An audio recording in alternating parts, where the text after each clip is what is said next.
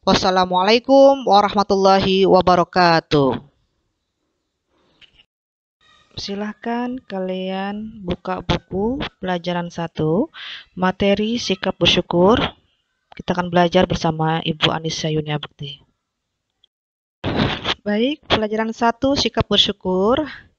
Kehidupan yang kita miliki saat ini adalah pemberian Allah Subhanahu wa Ta'ala. Makanan lezat yang kita makan, baju bagus yang kita pakai, serta rumah nyaman yang kita tinggali, semuanya berasal dari Allah. Sebagai makhluk yang diciptakan Allah Subhanahu wa Ta'ala, sudah sewajibnya kita berterima kasih dan bersyukur kepadanya. Segala yang diberikan kepada kita, nikmat kesehatan, kehidupan, dan orang-orang baik yang ada di sekitar kita adalah nikmat yang diberikan Allah. Mensyukuri segala pemberian Allah adalah tanda orang yang beriman. Orang yang beriman selalu bersyukur kepada Allah melalui ucapan serta perbuatannya. Allah akan menambahkan nikmatnya kepada hamba yang selalu berterima kasih dan bersyukur kepadanya. Nah, apakah kalian bersyukur kepada Allah? Mengapa kita harus bersyukur kepada Allah Subhanahu wa Ta'ala? Bagaimana cara mensyukuri nikmat yang diberikan Allah kepada kita? Kita akan pelajari pada pembahasan kali ini. A. Makna bersyukur. Bersyukur adalah ungkapan terima kasih atas segala kenikmatan yang diberikan Allah Subhanahu wa Ta'ala, baik berupa ucapan maupun perbuatan. Selalu mensyukuri segala nikmat Allah Subhanahu wa Ta'ala, baik itu banyak maupun sedikit. Segala yang kita jalani dan kita dapatkan semasa hidup merupakan nikmat yang telah diberikan Allah kepada kita.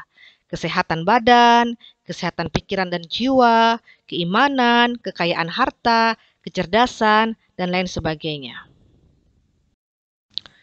Allah berjanji kepada siapapun yang selalu mensyukuri nikmat dan pemberiannya walau sedikit, maka akan ditambahkan nikmat yang berlimpah kepada hamba tersebut. Lawan kata dari rasa syukur adalah kufur nikmat. Ibu ulang, adalah kufur nikmat. Orang yang bersifat kufur nikmat adalah orang yang mengingkari nikmat dan rezeki dari Allah. Anak yang beriman harus mensyukuri segala nikmat Allah sekecil apapun itu. Jangan seperti bangsa Yahudi yang banyak mendapat nikmat Allah, tetapi mereka tidak pandai bersyukur. Dalam kisahnya dengan Bani Israel, Nabi Musa alaihissalam berkali-kali mengingatkan kaumnya untuk bersyukur dan beriman kepada Allah Subhanahu wa Ta'ala yang telah menyelamatkan mereka dari kejaran dan kekejaman Raja Fir'aun. Mereka juga mendapatkan nikmat dari Allah untuk tinggal di tanah yang subur, tetapi mereka mengingkarinya dan mengufurkan nikmat Allah. Orang yang kufur terhadap nikmat Allah bukan saja tidak mengakui berbagai kenikmatan yang Allah berikan, tetapi juga menutupi dan menyembunyikannya. Allah menegaskannya dalam surah Saba ayat 13 berikut ini. A'udzubillahi minasyaitonirrajim. Bismillahirrahmanirrahim. I'malu ala Dawuda syukra wa qalilum min ibadiyas syakur. Yang artinya, bekerjalah wahai keluarga Daud untuk bersyukur kepada Allah, dan sedikit sekali dari hamba-hambaku yang bersyukur. Quran Surah Saba ayat 13.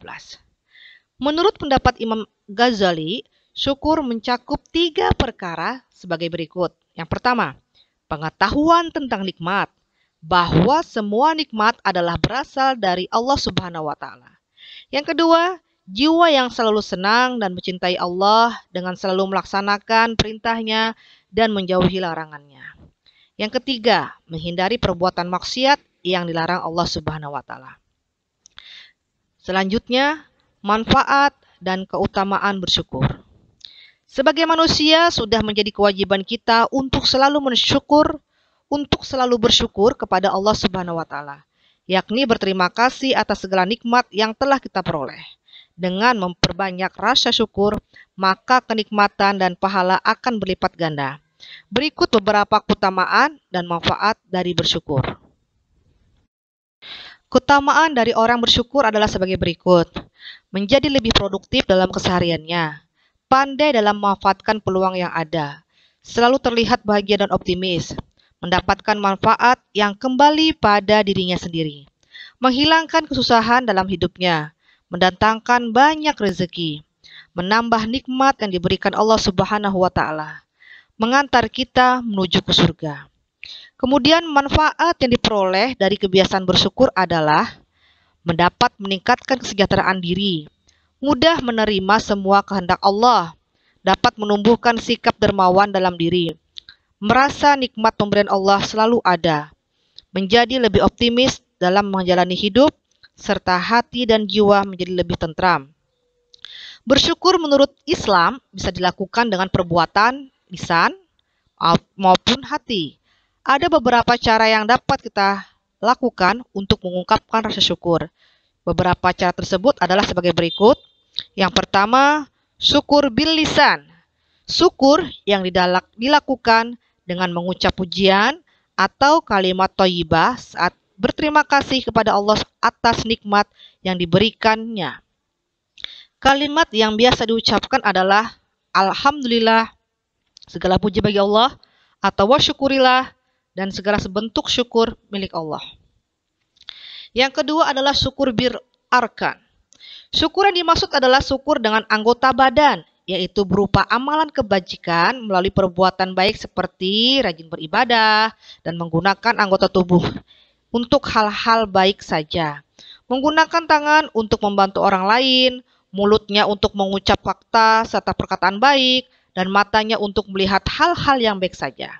Yang ketiga adalah syukur bil jinan, yaitu syukur dengan hati dilakukan dengan menjaga keagungannya, menyadari sepenuhnya bahwa nikmat yang kita peroleh, baik besar, kecil, banyak maupun sedikit, semata-mata karena anugerah dan kemurahan Allah Subhanahu wa Ta'ala.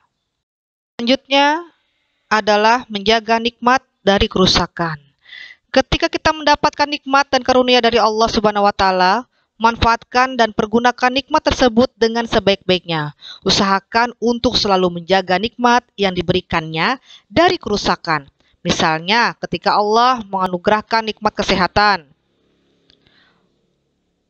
kewajiban kita adalah menjaga tubuh untuk tetap sehat dan bugar agar terhindar dari sakit.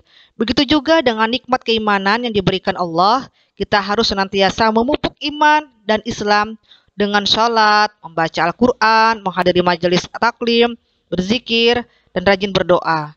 Dalam suatu hadis, Rasulullah SAW menasihati umat muslimin untuk selalu merasa rendah hati dan tidak sombong dengan cara memandang orang yang berada di bawah mereka, baik mengenai bentuk dan rupa tubuhnya, kesehatan dan kesejahteraannya, atau harta dan kekayaannya. Dengan cara tersebut, umat muslimin akan bersyukur karena merasa lebih beruntung dan keadaannya lebih baik dibandingkan dengan orang-orang tersebut.